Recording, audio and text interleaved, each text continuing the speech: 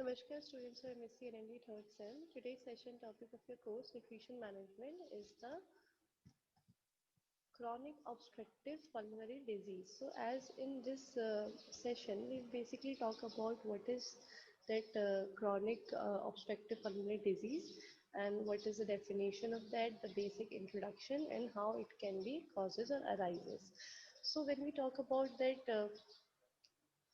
chronic obstructive pulmonary disease, so it is also like in the short form known as the COPD. Okay, so COPD, it's a common preventable and treatable disease, and it is characterized by the persistent airflow limitation that is usually progressive and associated with the enhanced chronic inflammatory responses in the airways and the lungs to the noxious particles or gases.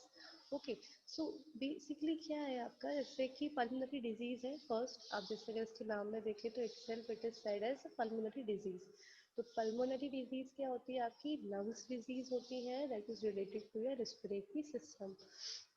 और इसके आगे एक और term add है that is your chronic. Okay, तो chronic as you all know, chronic the term is basically use for the long term disease, जो disease आपकी बहुत टाइम से चलते आ रही है, that is your chronic disease. Okay, और ऑब्स्ट्रक्टिव जो इसके बीच में एक मिडिल टर्म है, ऑब्स्ट्रक्टिव मतलब कि ये आपके जो पल्मोनरी डिजीज है उसके लिए बहुत ही ऑब्स्ट्रक्शन और बहुत ही ज़्यादा हर्डल कॉज करती है आपकी ब्रीदिंग में, आपकी लंग्स में. Okay, so this disease is basically characterised by, क्या होता है इसमें, आपका जो एयर फ्लो होता है उसमें लिमिटेशंस आ जाते हैं. ठीक है, मतलब आपकी जो, जैसे एज यू ऑल नो कि आपका रेस्पिरेटरी सिस्टम जो आपका लंग है, जो आपके लंग्स होते हैं, तो लंग्स का बेसिक फंक्शन क्या होता है, for the air flow. Okay, ठीक है, आपका ऑक्सीजन पूरी बॉडी में, आपकी बॉडी सेल्स में आपका ऑक्सीजन को क्या करना है, फ्लो करना है, ना आपके कार्बन डाइऑक्साइड को, आपके डीऑक्सीजनेटेड ब्लड को प्यूरिफाई करना है. ठीक है, तो this is the basic function of your lungs. And in this disease क्या होता है कि आपका जो ये एयर फ्लो है इसमें लिमिटेशंस होती है, जिससे आपको शॉर्टनिंग ऑफ ब्रेथ या फिर और बेसिक आपके रेस्पिरेटरी प्रॉब्लम्स जो होती हैं वो देखी जाती हैं. कॉमनली अगर हम इसके इंट्रोडक्शन में और बात करें तो फिर इसमें, जैसे अगर हम when we go in brief, तो वी विल सी कि आपका जो सीओपीडी जो आपकी डिजीज है basically include two types of diseases. Okay, ठीक है, तो इसके अंदर ही आपकी दो क्लास आती हैं. First is your chronic bronchitis and second is your emphysema. ठीक है, इम्फेजिया आपकी जो होती है वो इसकी डिजीज आती है. तो क्रॉनिक ब्रोंकाइटिस जो आपकी होती है that is your defined as a chronic productive cough for 3 months in each of two successive year in a patient in whom other causes of chronic cough have been excluded. Okay, तो chronic bronchitis में क्या होता है, जो आपकी bronchi होती है, ठीक है, सो ब्रोंकाइज जो आपकी लंग्स का एक पार्ट होता है that is use for the air flow. ठीक है, तो जैसे आपने लंग्स के डायग्राम में you have seen that they are many veins.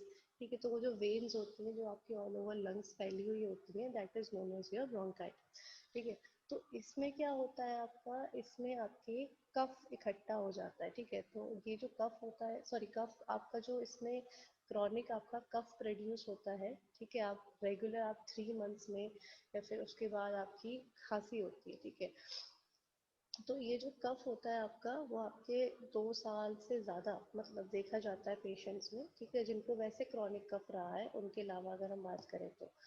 And chronic bronchitis में अगर आप बेसिकली देखें तो आपकी जो नॉर्मल ब्रोंकाई होती है दैट इज योर लाइक आपकी बिल्कुल क्लियर होती है. ठीक है, उसमें कोई आपका जो सैक होता है वो बिल्कुल क्लियर होते हैं. But in chronic bronchitis your bronchi जो आपकी होती हैं, जो आपकी उसमें क्या होती है आपका मतलब आपके जो म्यूकस इकट्ठा हो जाता है. ठीक है, एंड विद दैट म्यूकस जो होता है आपके जो रिस्पिरेटरी ब्रोंकाइल्स होती हैं वो ब्लॉक हो जाती हैं. एंड विद देयर ब्लॉकेज जो आपको नॉर्मल ब्रीदिंग प्रॉब्लम होती है या कफ प्रॉब्लम आपको देखी जाती है. So this is with your chronic bronchitis. And secondly अगर हम बात करें इसकी, इसमें आपकी दूसरी क्लास थी दैट इज योर एम्पेजिया. ठीक है, तो इसमें क्या होता है आपका, इसमें आपके एबनॉर्मल और परमानेंट इनलार्जमेंट हो जाता है आपके एयर सैक्स का. जो आपके एयर स्पेसेस होते हैं, एयर सैक होते हैं आपके, तो वो जो आपके ब्रोंकाइटिस में होते हैं उनका इनलार्जमेंट हो जाता है, जिसकी वजह से आपकी फिब्रोसिस की प्रॉब्लम भी आ सकती है. Fibrosis that is your like degeneration of cell. अब अगर इसमें हम पैथोलॉजी में ध्यान जाएं, इसकी पैथोलॉजी एटियोलॉजी में, तो फिर इसका मेन आपका जो अगर कॉजेज हम देखें तो फिर there are many sort of causes of this problem. The first one of your that like from chronic, आपका अगर सिगरेट स्मोकिंग है, ठीक है, and then the occupational dust and chemicals also leads to the this factor of COPD. ठीक है, etiology में आपका first अगर देखें तो लाइक आपकी क्रॉनिक स्मोकिंग, या फिर आपका जो आपका इन्वायरमेंट है वहाँ पे काफ़ी डस्ट या केमिकल है या इंडस्ट्रियल पॉल्यूशन है. The second is your environmental tobacco smoke अगर ज़्यादा है, या फिर आउटडोर और इंडोर पोल्यूशन है. ठीक है, this is also because of your genetically भी ये चीज़ आपकी आती है, इन्फेक्शन के थ्रू भी ये लोगों में देखी जाती है. So this is with your aetiology.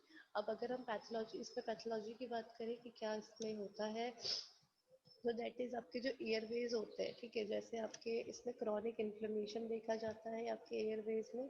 आपके जो म्यूकस ग्लैंड्स होते हैं उनमें हाइपरप्लेजिया होता है, फिब्रोसिस की प्रॉब्लम होती है, और आपके जो स्मॉल एयरवेज है वो आपके नैरो हो जाते हैं, रिड्यूस हो जाते हैं. ठीक है, and your last one is कि जो आपके एयरवेज है that comes under the collapse, वो कोलैप्स भी हो जाते हैं, and that can leads to your shortening and breathing rate जो आपका होता है that is decreased. Okay, so this is with your like the basic and brief introduction of your COPD, that is your chronic obstructive pulmonary disease, and the second is your that we have discussed here in your pathology and aetiology. Okay, and like ये आपके इसमें problems जो देखी जाती हैं, what are the causes of that, that is we have discussed. So in last in later topic we will talk about the diet, like the diet that we have can take in this disease. So like this is all with this session, and in case of any doubt we will continue our live class. Thank you.